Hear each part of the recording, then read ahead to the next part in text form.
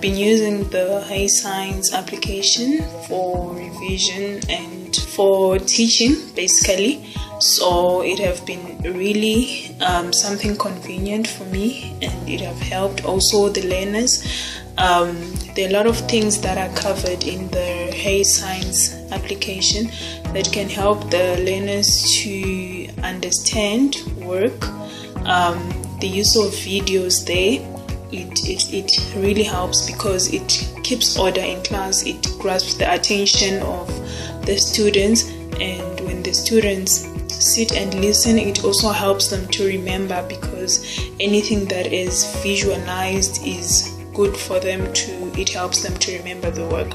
Realizing the lack of resources at public schools, the HeyScience application really helps because it comes with a lot of past papers and also solutions, so it becomes easier to access most of these things, more especially grade 10, 11 and 12. It saves a lot of time, and using the projector then it helps the students to just write down all the notes that they need